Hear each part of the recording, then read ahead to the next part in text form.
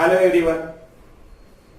देखिए, जिस तरह से आपके रिस्पॉन्सेस और रिव्यूज आ रहे उस हिसाब से एक बात तो तय है कि आप लोग लेक्चर्स एंजॉय कर रहे हो। आई होप आप लोग पढ़ भी रहे हो घर पे। प्रीवियस लेक्चर में हमने देखा था इलेक्ट्रोकेमिस्ट्री के कुछ टर्म्स जिन्हें आपको वापस एक बार थोड़ा रिवाइज करना होगा, और फिर अभी उसके आगे हम आज देखेंगे। So today's topic is the electrochemical cells.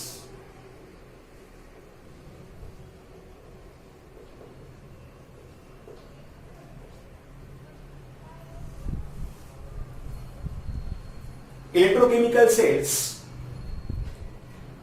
are those cells in which electrochemical reactions are studied.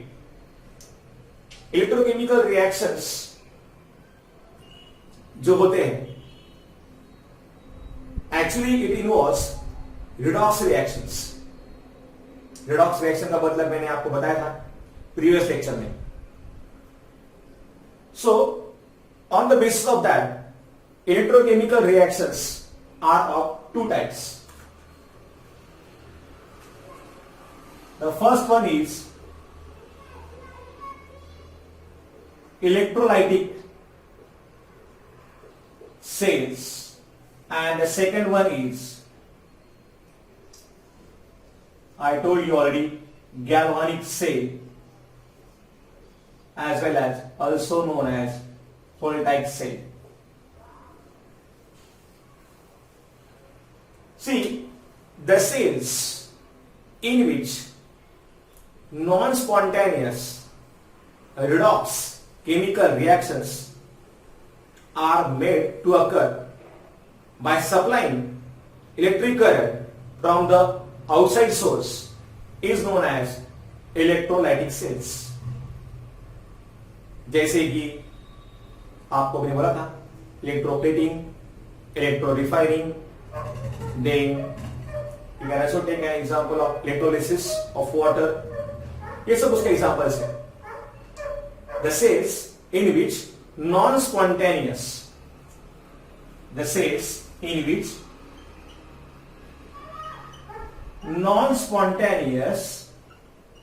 redox reactions are forced to occur by supplying the electric current from the external source are known as electrolytic cells. Second type जो होता है galvanic cell as well as voltaic cell. इसमें जो chemical reaction होगा वो होगा spontaneous. So the cell in which spontaneous redox chemical reactions produces electric current, they are known as the galvanic cells. The cells in which spontaneous redox chemical reactions produces electric current, they are known as a galvanic cell. जैसे कि for example है इसमें dry cell, then fuel cell, lead accumulator, Daniel cell, इसके अलावा nickel cadmium cell भी है. ऐसे examples हम यहां पे दे सकते हैं. सो बेसिक डिफरेंस इन दोनों में है spontaneous and non spontaneous redox chemical reactions का. इसके आगे आपको जानना होगा क्या होता है एनोड और क्या होता है cathode. Yes, see in both this kind of cells generally we require two types of electrodes. इसमें से एक होगा एनोड तो दूसरा होगा कैथोड. याद रखिएगा एनोड पे हमेशा होता है oxidation. So the electrode where oxidation reaction takes place is known as anode, and the electrode where reduction reaction takes place is known as cathode. Now, as I told you, for this kind of a cells, first type of cells, anode, I told you also in the previous lecture, हमेशा यहां पे anode होगा positive, तो cathode यहां पे होगा negative. मैं बात कर रहा हूं ये जो पहले वाले सेल की, ये जो सेल्स है इसमें उल्टा होगा. एनोड जो है ये होगा निगेटिव और कैथोड जो है यहां पे ये होगा positive. So this things you must know. इसके बाद में जाके अभी हमें देखने हैं दो important laws. Faraday's first law as well as Faraday's second law for the process of electrolysis. So Faraday's first law जो है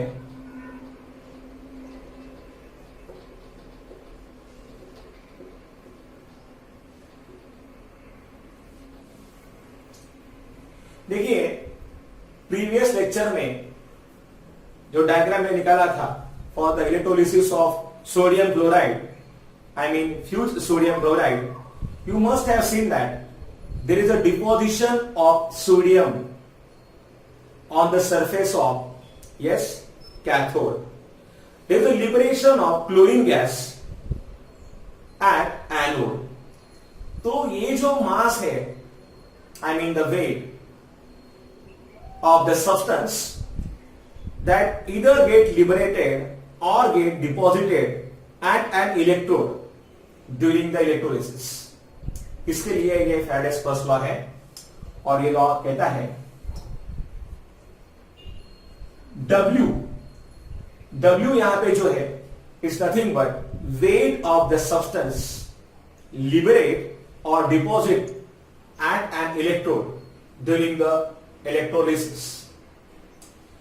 wait of the substance liberated or deposited at an electrode during the electrolysis, that is W, is directly proportional to Q, quantity of electric current passing through that electrolyte. The weight of the substance liberated or deposited at an electrode during the electrolysis is directly proportional to quantity of electric current passing through the electrolyte. Therefore, W is equal to some constant, you know that, और यहां पे हम उसको लेंगे, symbol देंगे इसको Z into Q, where Z is constant जिसको हम लोग बोलते हैं electrochemical equivalent. Just for 1 second.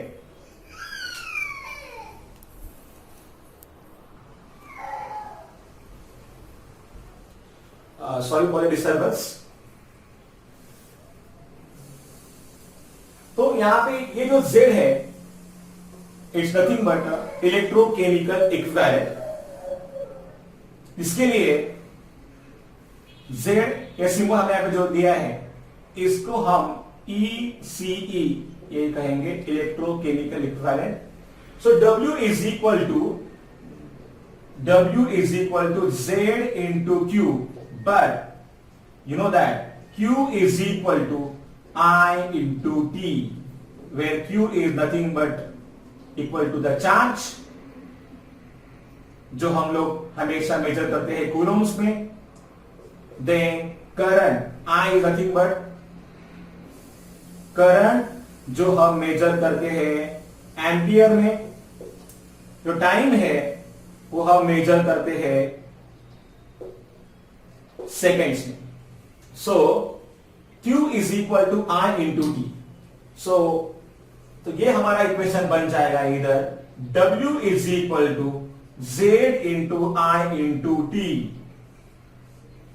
W is equal to Z into I into T, where Z is electrochemical equivalent, I is current in ampere, T is time in second, and W is nothing but weight of the substance liberate or deposit at an electrode.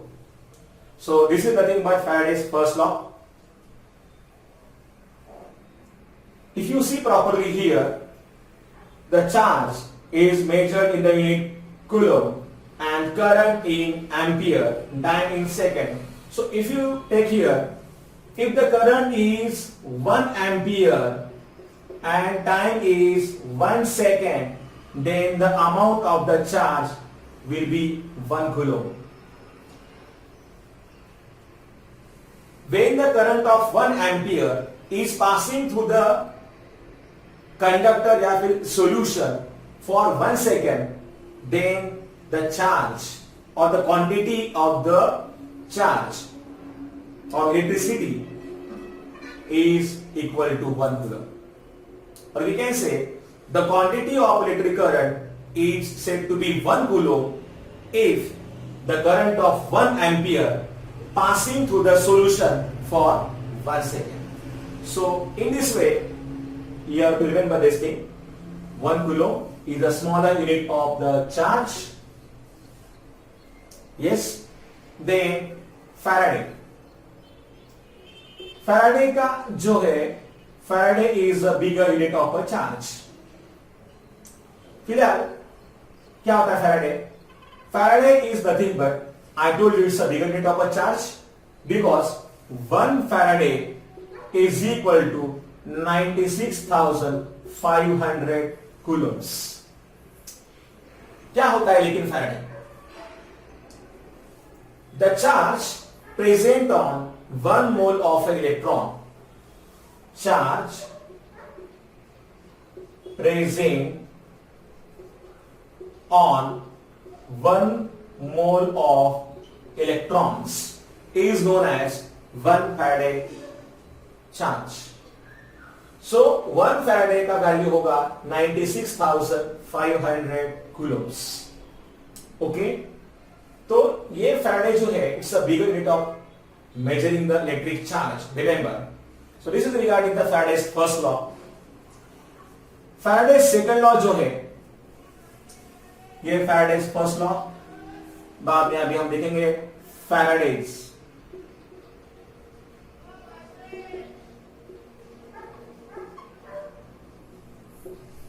second law. Yes. देखिए, when the same amount of electric current is passed through different electrolytes arranged in the series, when the same amount of electric current is passed through the different electrolytes arranged in the series, then the weights of the substances liberated or deposited at the respective electrodes are directly proportional to their chemical equivalence. सोचिए, हमने दो cell लिए, एक है Ag, I mean silver, दूसरा हमने लिया copper. तो weight of the silver deposit for the silver cell is directly proportional to chemical equivalent of Ag. Similarly, weight of the copper deposit at copper electrode is directly proportional to equivalent weight या फिर chemical equivalent of copper. अगर हमने दो cell को arrange किया series में, one after another, जैसे कि हमने यहां पे Ag और Cu लिया है, then the weight of the Ag deposit is directly proportional to equivalent weight of Ag, or we can say chemical equivalent of Ag, weight of copper deposit is directly proportional to equivalent weight of copper. Now look here, if you take here W, that is weight of silver divided by weight of copper, then equivalent weight of silver इधर आएगा and then equivalent weight of copper, that we can find. ये है third second law. आप तो जानते हो क्या है कंसेप्ट ऑफ केमिकल इक्विवेलेंट. इसके अलग अलग फॉर्मूले हैं हमारे पास. Equivalent weight is equal to atomic weight या फिर atomic mass divided by valency. Equivalent weight of a substance is nothing but its atomic mass. I mean, equivalent weight of any element is equal to atomic mass of that element divided by its valency. ये इसका एक होता है formula. We can define equivalent weight of the substance is that weight of a substance which can combine with 1.008 parts by weight of hydrogen or 8 parts by weight of oxygen or 35.5 parts by weight of chlorine. Equivalent weight of the substance is that weight which can combine with 1.008 parts by weight of hydrogen or 8 parts by weight of oxygen or 35.5 parts by weight of chlorine. ये भी इसका एक formula है. अगर हम बात करते हैं किसी भी एसिड की, तो equivalent weight of an acid is equal to its molar mass divided by yes n factor, that is number of hydrogen atoms present in that acid. अगर हम बात करते हैं यहां पर HCl की, आई मीन हाइड्रोक्लोरिक एसिड की, तो HCl का क्या आता है मोलर मास? H का होगा 1, क्लोरीन का होगा 35.5, तो आएगा 36.5. ये हुआ उसका मोलर मास. और जो HCl में एक ही होता है H, तो 36.5 डिवाइड बाय 1 तो हो जाएगा 36.5 is nothing but equivalent weight of HCl. वही हम बात करेंगे H2SO4 की. तो in case of sulphuric acid molar mass अगर आप उसका निकालोगे तो आएगा कितना? यस 98. लेकिन उसमें अगर हम देखेंगे गौर से तो H2SO4 में है 2 H एटम्स, इसलिए 98 डिवाइड बाय 2 करना पड़ेगा हमें. तो इसके लिए हो जाएगा इक्विवेलेंट वेट 49. तो जो फॉर्मूला है एसिड के लिए it is nothing but molar mass divided by number of H atoms. यह है इसका formula. Then the fourth one, अभी फिलहाल तो आप इतना नोट डाउन कर लीजिए आपके नोटबुक में.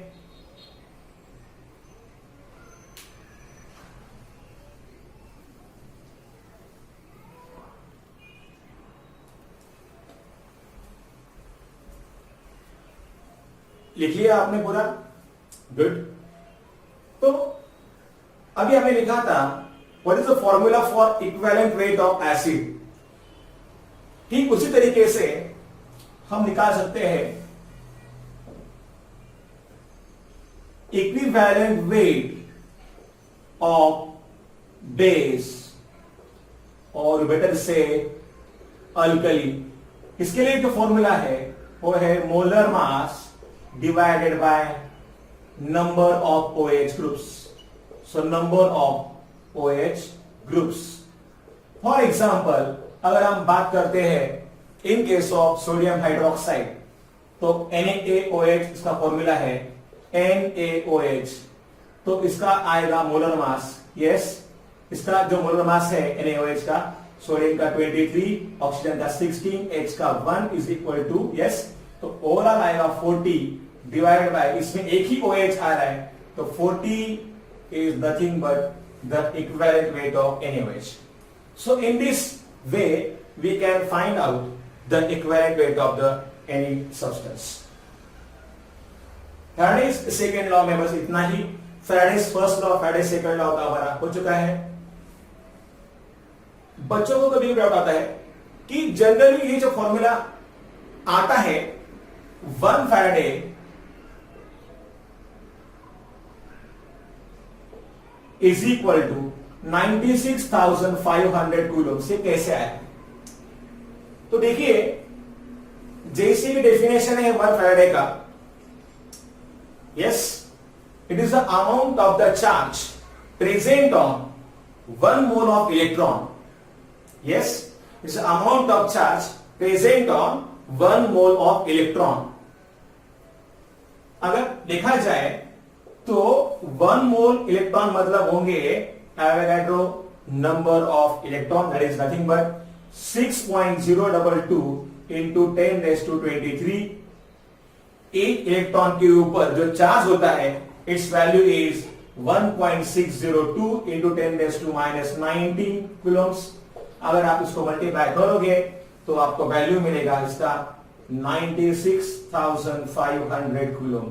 So in this way 1 Faraday is equal to 96,500 coulombs. ठीक है, इस तरीके से हम यहां पे लिख सकते हैं. इसके आगे हमें देखना है गैल्वानिक सेल के बारे में. देखिए, गैल्वानिक सेल्स जो होते हैं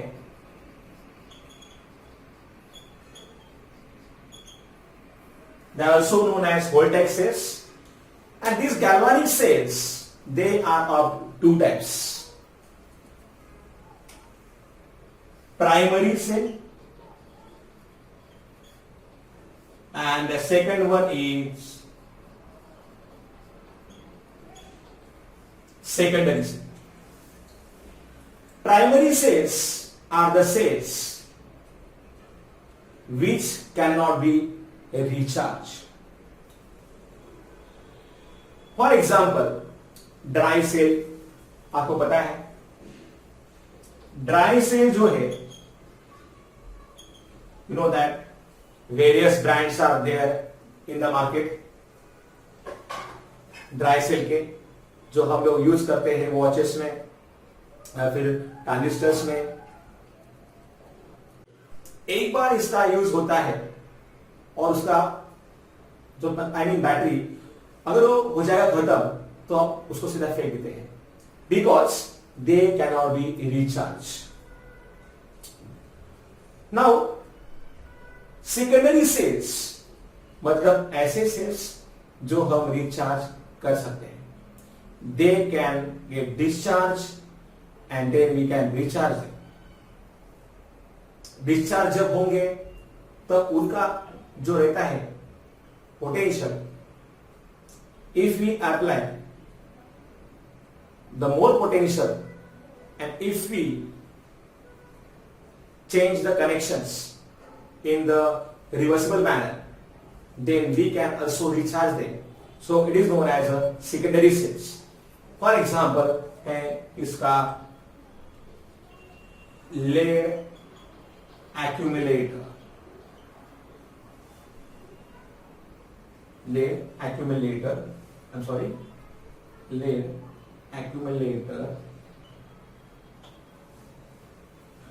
तो ये जो है secondary cell, they are also known as storage cells. देखिए, हमारा मोबाइल का जो बैटरी होता है, that is also an example of a secondary cells. क्योंकि अगर मोबाइल का बैटरी अगर होता है खत्म तो आप उसको फेंकते नहीं, हम उसको क्या करते हैं, रिचार्ज करते हैं. So this is an example of yes secondary cell. तो दोनों में तो फर्क है. Primary cells they can not be recharge, secondary cells can be recharge. सबसे पहला सेल हम देखेंगे यहां पे डैनियल सेल. जो काफी इंपॉर्टेंट है। डैनियल सेल अगर आपके समझ में आता है तो इलेक्ट्रोकेमिस्ट्री का जो इंपॉर्टेंट थियरी है ये आपका समझो हो गया। इसलिए समझो डैनियल सेल का कैसे होता है कंस्ट्रक्शन, वर्किंग, साथ ही साथ हम इसमें ये भी जानेंगे what are the sign conventions to represent the cell. इसके अलावा सॉल्ट ब्रिज जो होता है, जो दो हाफ सेल्स को कनेक्ट करता है, इसके बारे में भी हम जानेंगे इसी क्वेश्चन में। Now let's see now Daniell cell. So for Daniell cell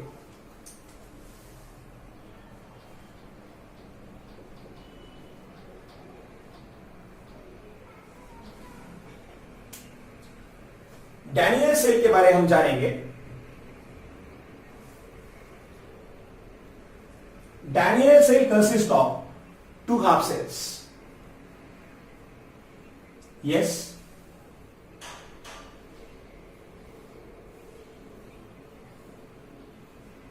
Daniel cell consists of two half cells. लेकिन पहले आपको यह जानना होगा कि हाफ सेल का मतलब क्या होता है। Yes,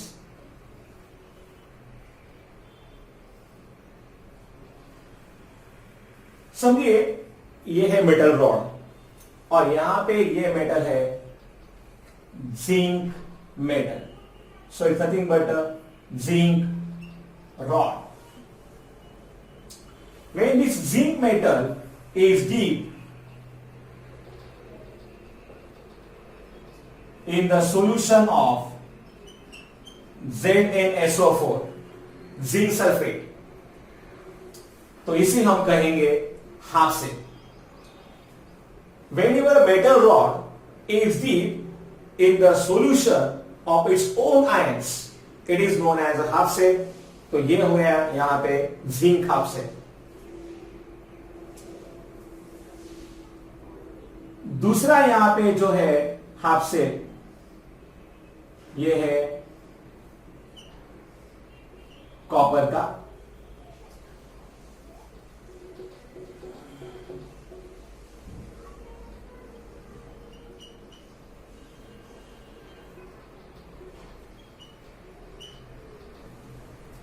Yes, copper rod deep in the solution of copper sulfate, it is called as a copper half cell। तो हाफ सेल मतलब आया समझ में, whenever metal rod is deep in the solution of its own ions, it is called as a half cell। तो ये हो गया zinc half cell, ये हो गया कॉपर हाफ सेल। यहां पे ये होता है नेगेटिव और यहां पे ये होता है positive. Now these two half cells, these two half cells, they are connected externally by the help of metallic wire। तो ये है यहां का metallic wire। Usually this is nothing but detector which detects the current। It may be also galvanometer। Then these two half cells, they are connected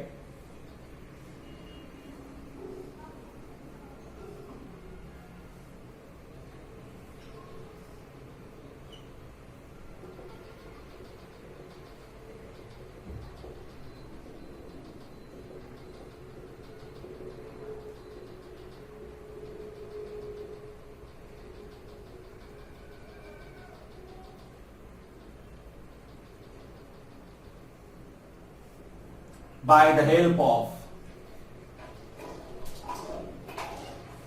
salt bridge। So this is the construction of Daniel cell। salt bridge यहां पे जो दिखा है आपको,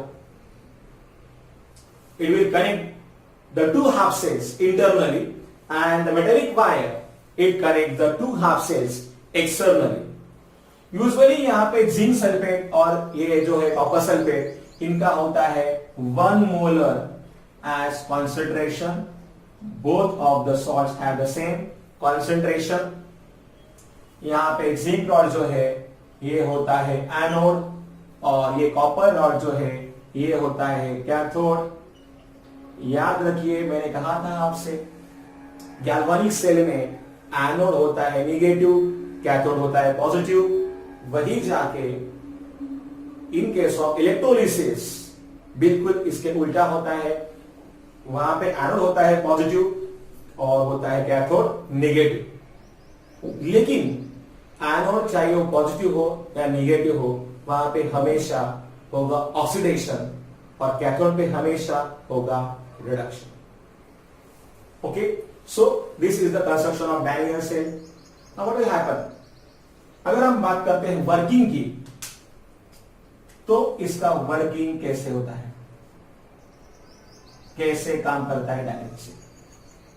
देखिए बात करते हैं, ये जिंक रॉड जो है, zinc rod it will get dissolved in the solution, that is zinc solid. It will lose 2 electrons and then there is a formation of Zn2 plus, which is nothing but aqueous.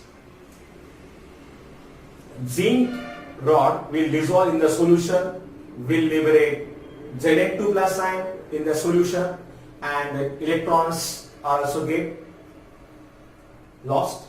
So here in case of this reaction will take place at anode, और आपको पता है यह है reaction of oxidation. Now this electrons, अभी एक metal atom, उसके 2 electron दे, तो ऐसे यहां तो बहुत सारे एटम्स रहेंगे, so all that atom they will lose electron continuously and this electrons they will flow through the external wire and they will come to the cathode. Now these electrons they will migrate towards cathode. और क्या होगा Zn2 plus ion का, यहां पे ये जो है Zn2 plus ions, these Zn2 plus ions they will remain in the solution. Yes, और यहां पे क्या होगा, in case of this copper sulphate या फिर कॉपर हाफ सेल में CuSO4 का हो जाएगा डिसोसिएशन इधर और फॉर्म होगा Cu2 प्लस और SO4 2 माइनस। तो जितने भी है Cu2 प्लस के आयन वो सोल्यूशन में तो रहेंगे, but now the reaction at cathode Cu2 plus ions which are aqueous, they will gain 2 electrons. कहां से आए इलेक्ट्रॉन्स, इलेक्ट्रॉन्स आएंगे एक्सटर्नल वायर से, तो ये जो है there is a formation of Cu solid और ये यहां पे होगा रिडक्शन। Cu2 प्लस आयन जो रहेंगे सॉल्यूशन में, ये इलेक्ट्रॉन को गेन करेंगे और copper will get deposit on the surface of cathode. तो इधर कॉपर का जो है लेयर डिपॉजिट होता रहेगा, इसीलिए कॉपर का जो मास है, आई मीन कॉपर रॉड का, it will increase. And here since zinc is get dissolve, it's size will get reduce. ये क्या हो जाएगा, it will decrease in the size continuously. So overall अगर आप देखोगे, ये है ऑक्सीडेशन हाफ रिएक्शन, ये है रिडक्शन हाफ रिएक्शन। अगर हम दोनों को ऐड करेंगे तो इलेक्ट्रॉन्स हो जाएंगे कैंसल, जो है बचा हुआ zinc solid plus Cu2 plus aqueous gives Cu solid and Zn2 plus aqueous.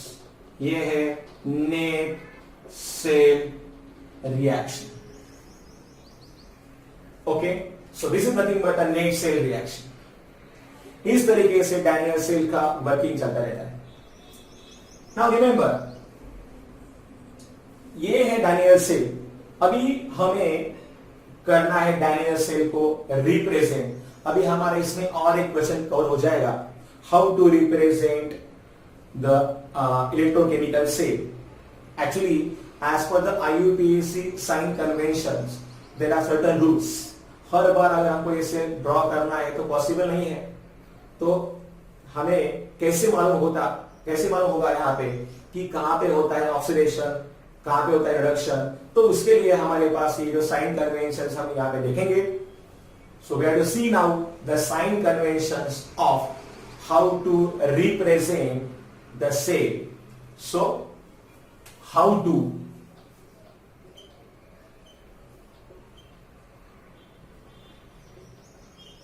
represent the same. Now see, there are certain rules are there. The electrode where oxidation reaction takes place is written on extreme left hand side. जहां पे होगा oxidation वो आपको लिखने का है left hand side में. तो इधर आएगा zinc. At the same time, the electrode where reduction reaction takes place is written on extreme right hand side. तो ये हो गए हमारे दो points. The electrode where oxidation reaction takes place is written on left hand side, extreme left, and the electrode where reduction reaction takes place is written on extreme yes RHS, that is right hand side. Single vertical line indicates direct contact. For example, zinc solid, then ZnSO4. मैंने कहा आपसे single vertical line indicates direct contact. इसका मतलब यह हुआ कि zinc का जो रॉड है it is deep in the solution of zinc sulfate. तो ये मैं बात देता हूं सिंबल्स. तो zinc rod deep in the solution of zinc sulfate, and here copper rod deep in the solution of copper sulfate. जैसे कि मैंने आपको बोला जहां पे होता है ऑक्सीडेशन उसे लिखना है हमें लेफ्ट साइड में, जहां पे होता है रिडक्शन वहां पे मतलब वो हमें लिखने का है on the RHS side. Single vertical line indicates direct contact.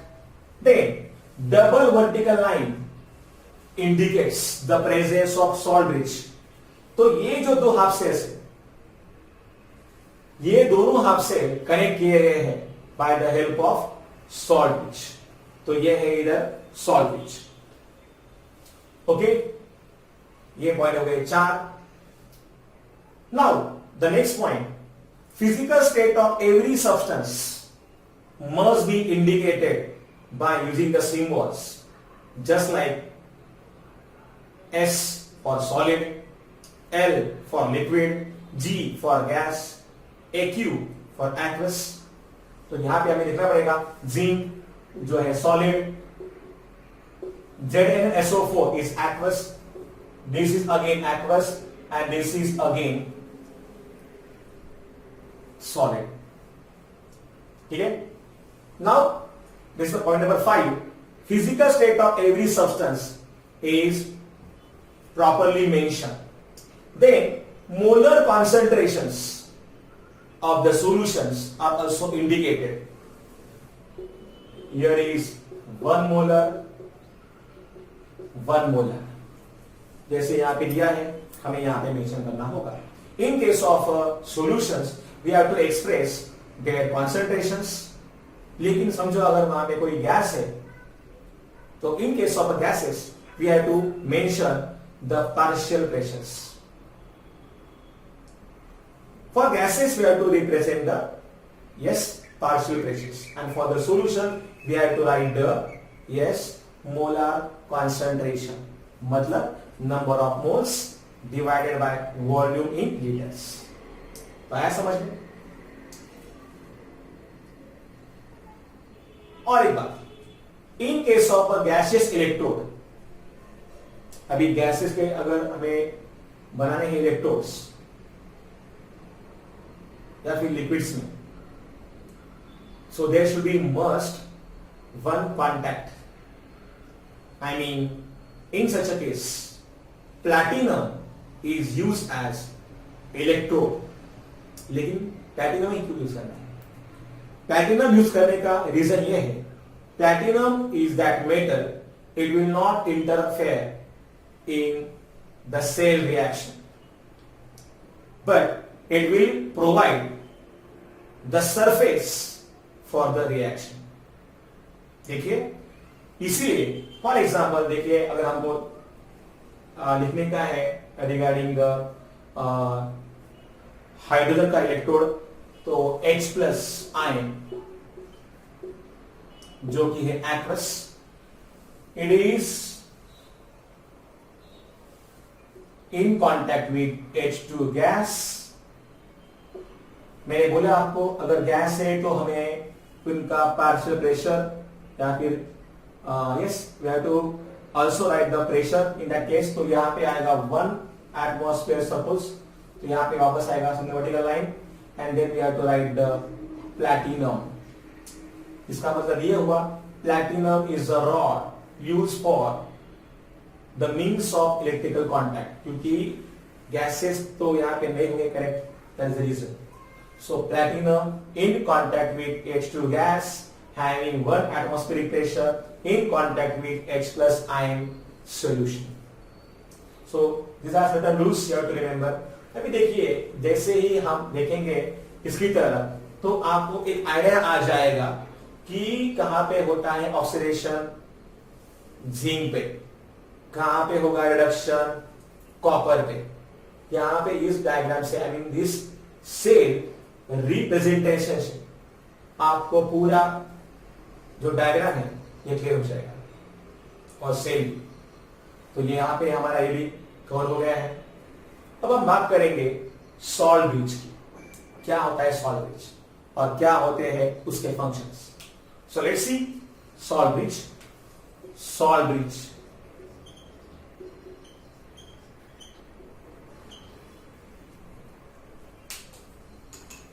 yes, salt bridge is nothing but U-shaped glass tube. Salt bridge consists of U-shaped glass tube. आप देख सकते हैं उसको, yes, salt bridge consists of U-shaped glass tube which has the salts mostly, yes, KNO3 या फिर yes NH4NO3, potassium nitrate और ammonium nitrate,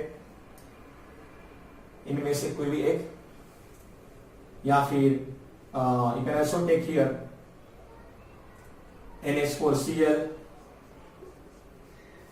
इनमें से कोई भी salt, any salt we can use there along with 5% of agar J, which is nothing but a sticky white color amorphous substance। तो इन दोनों का यहां पे मिक्सचर रहेगा सॉल्ट ब्रिज में।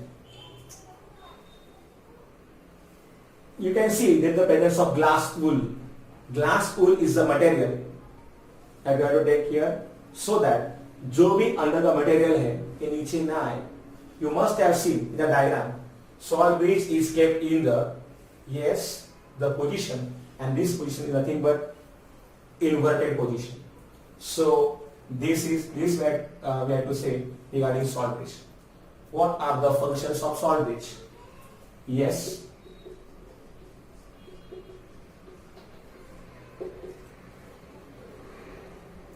salt bridge connects the two half cells. So it connects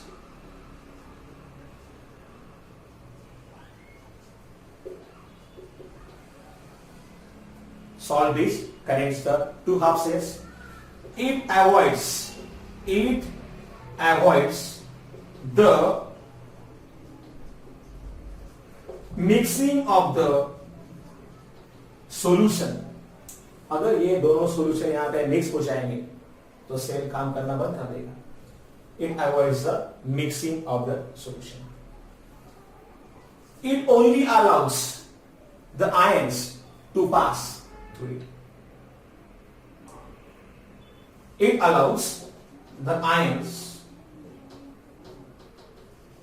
to pass through it. And that's why it also maintains electrical neutrality. for the given cell. It also maintains the electrical neutrality in the cell. So the first point here you have to write. You can also write here, it maintains electrical neutrality. So this is all regarding the Daniell cell. मैं वापस आपको बोलता हूँ एक बार, Daniell cell हमारे लिए समझना काफी इंपॉर्टेंट है, क्योंकि जो टॉपिक हमें आगे पढ़ना है, just like a Nernst equation, then potentials of the electrode.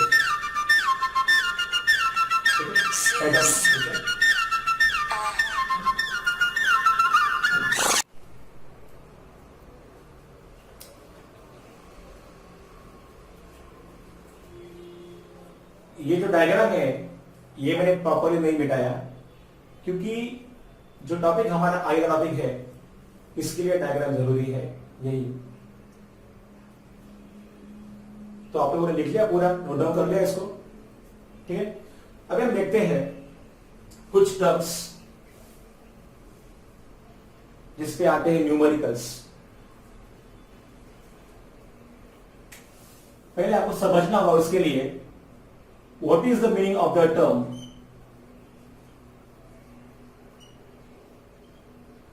Electrode. क्या होता है electrode? The surface on which either oxidation or reduction reaction takes place is known as electrodes.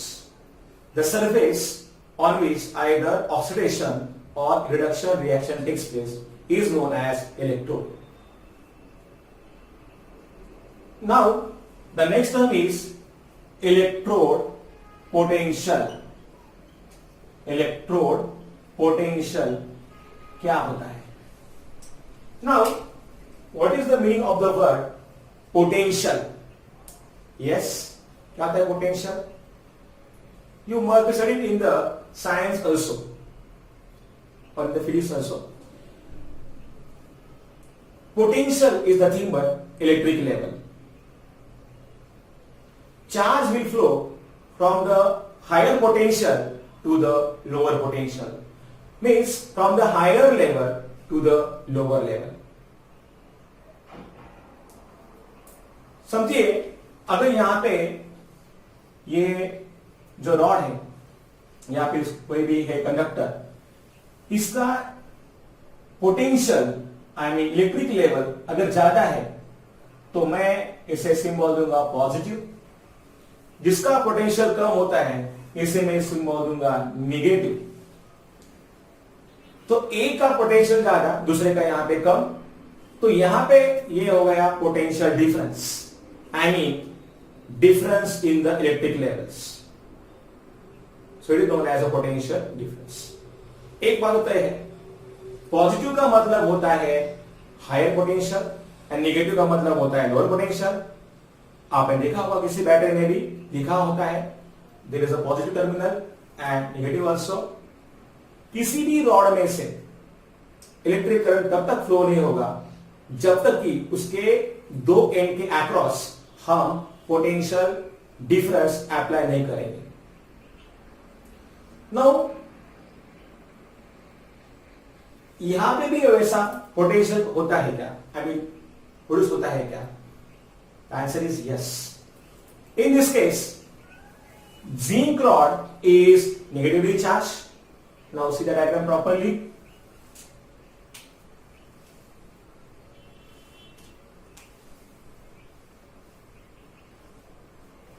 देखिए, as I told you previously also, the rod is negatively charged and the solution consists of positively charged ions.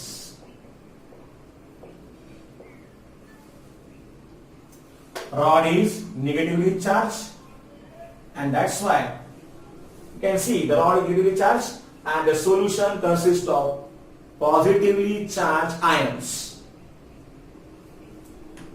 So at this junction you can see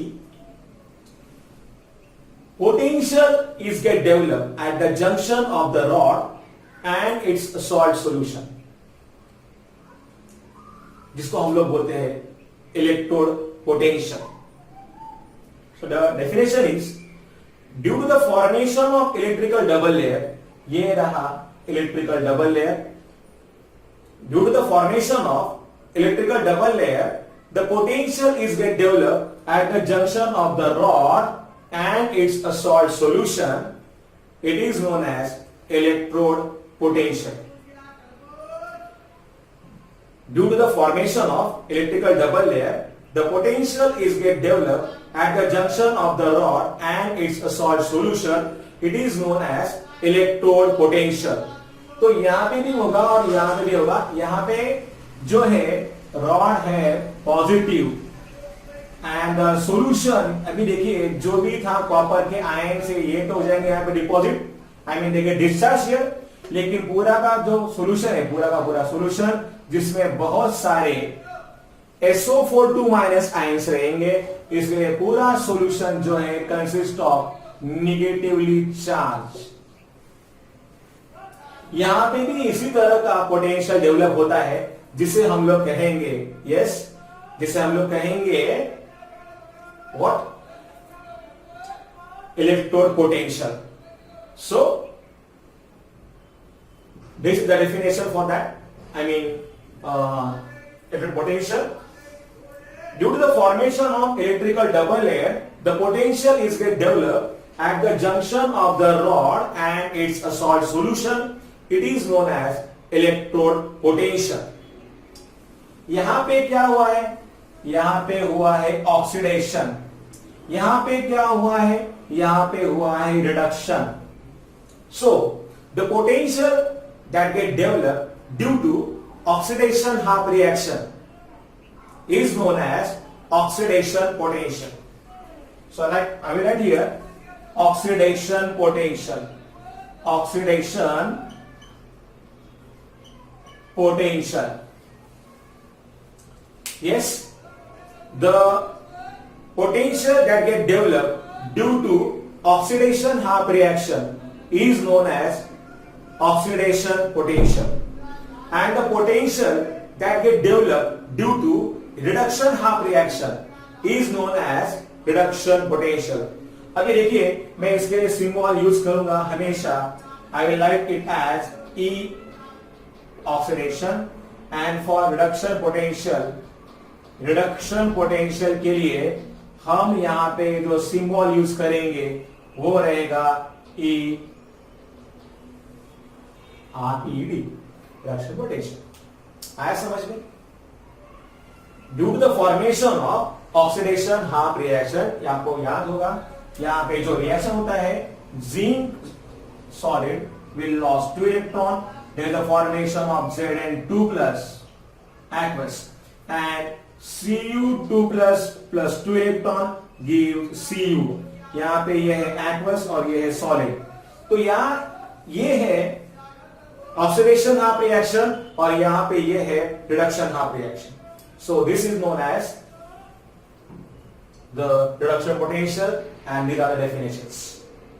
now देखिए क्या होता है EMF. EMF या फिर हम उसको बोल सकते हैं सेल पोटेंशियल. यस, ऑब्वियसली आप देख सकते हो कि एक जो है इलेक्ट्रोड वहां पे रहेगा कम पोटेंशियल, तो दूसरे पे रहेगा ज्यादा पोटेंशियल, इनमें डिफरेंस होगा और फिर उसी वजह से इसमें से चार्ज फ्लो होगा. Now what is mean by EMF? EMF of the cell can be given by the formula E oxidation जो होता है हमेशा एनोड पे, प्लस E रिडक्शन जो होता है हमेशा कैथोड पे. So that is nothing but EMF of the cell. Oxidation potential at anode plus reduction potential at the cathode is nothing but equal to EMF of the cell. So this is the formula for the EMF. EMF मतलब होता है electromotive force. Yes, इसलिए हम लोग कह सकते हैं EMF is nothing but equal to Yes, E oxidation at anode plus E reduction at cathode. And by this formula, we can get the value of EMF. Actually, अगर हम बात करेंगे, ये कंडीशंस एक्चुअली हमने यूज किए just like, सोचिए कि अगर टेम्परेचर है, temperature is equal to 25 degree Celsius, pressure is equal to 1 atmosphere, concentration अगर सॉल्यूशंस का है 1 molar, so this is known as a standard state. Pressure, temperature, concentration अगर इस तरीके से है, so this is known as a standard state. तो यहाँ पे ये टर्म्स जो है इनके लिए हम लोग बोलेंगे फिर स्टैंडर्ड. फॉर एग्जांपल, जैसे कि मुझे अगर लिखना है स्टैंडर्ड ऑक्सीडेशन पोटेंशियल, तो इसके लिए मुझे सिंबल लिखना पड़ेगा E naught oxidation, yes, plus E naught reduction. Oxidation कहां पे? एनोड पे. कहां पे रिडक्शन? ये होता है हमेशा कैथोड पे. उसका जो सम है it nothing but E naught cell, yes, nothing but standard cell potential. E naught का मतलब होता है standard. So standard cell potential is equal to standard oxidation potential at anode plus standard reduction potential at cathode. Difference ज्यादा नहीं है, सिर्फ आपको ध्यान में रखने का है ये कंडीशंस. टेम्परेचर होना चाहिए 25 degree Celsius, it should be at 1 atmospheric pressure and the concentration must be equal to 1 molar and the substances are also in their standard states. तो ये अगर हमने देखा तो इसके लिए फॉर्मूला है. अभी एक और बात. Now remember, as per the sign conventions, there is a EMF series given in your textbooks. In that series, there are different electrodes are arranged. And these electrodes are arranged in order of their, yes, decreasing standard reduction potential values. That's why हमें mention करने हैं सभी values only in terms of reduction potential. But remember one thing, oxidation potential at anode is equal to minus reduction potential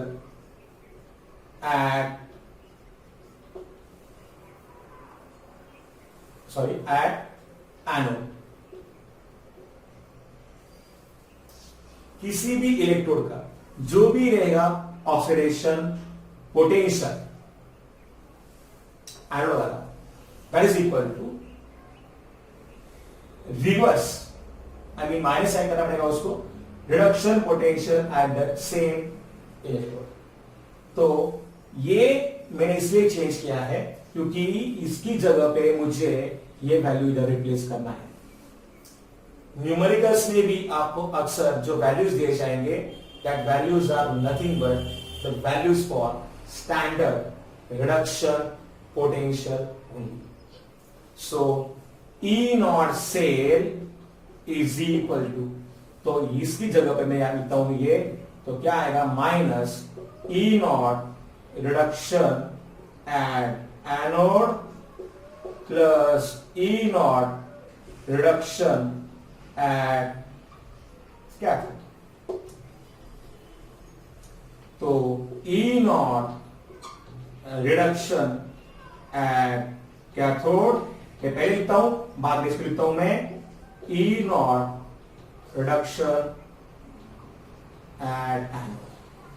so this is the formula for standard cell potential. याद रखिएगा, anode होता है हमेशा LHS direction, I mean side में, and cathode जो होता है ये है towards RHS. E naught cell is nothing but the standard cell potential and its formula is written on the board. Nernst equation इसके ऊपर हमें आता है, यूज करना पड़ता है usually. Yes, Nernst equation. Yes, E cell is equal to E naught cell minus 2.303 RT upon NF log to the base 10 of molar concentrations of the product divided by that of the reactant, and this is known as Nernst equation. E cell is nothing but the cell potential. It is equal to E naught cell means standard cell potential या फिर standard EMF minus 2.303 R is nothing but molar gas constant. Its value is 8.314 joules per Kelvin per mole. T is nothing but absolute temperature. F is nothing but known as Faraday. N is nothing but number of electrons involved in redox reaction. For example, अगर हम यहाँ पे बात करेंगे तो यहाँ पे electron कितने है? 2 इलेक्ट्रॉन्स. याद रखिएगा, जितने इलेक्ट्रॉन्स लॉस होंगे ठीक उतने इलेक्ट्रॉन्स यहाँ पे गेन होंगे. सो N is nothing but number of electron loss और number of electron gain. ये है molar concentration of product divided by ये है molar concentration that of the reactant. So is nothing but this is the formula for the Nernst equation. Nernst equation पे हमें numericals भी solve करने पड़ेंगे. ठीक है, आप इसको पूरा नोट डाउन करेंगे तो मेरे ख्याल से हम आज यहाँ पे ही रुकते हैं, बाकी का हम देखेंगे नेक्स्ट लेक्चर में. सो अगेन आप लोग पढ़ रहे हो घर पे, इसके रिगार्डिंग जो भी टेक्स्ट बुक आपके पास है आपको प्रॉपर्ली पढ़ना है. देखिए इलेक्ट्रोकेमिस्ट्री टॉपिक जो है ये इम्पोर्टेंट है, इसमें कम से कम 5-6 मार्क्स के क्वेश्चंस आएंगे, हर तरह के एग्जाम में आते हैं यहाँ पे. सो this is very important topic for us. इसके ऊपर हमें सॉल्व करने हैं कुछ न्यूमेरिकल्स भी. ऑलरेडी मैंने आपको असाइनमेंट्स प्रोवाइड किए हैं, क्लास वर्क से असाइनमेंट से आपने सॉल्व भी किए होंगे.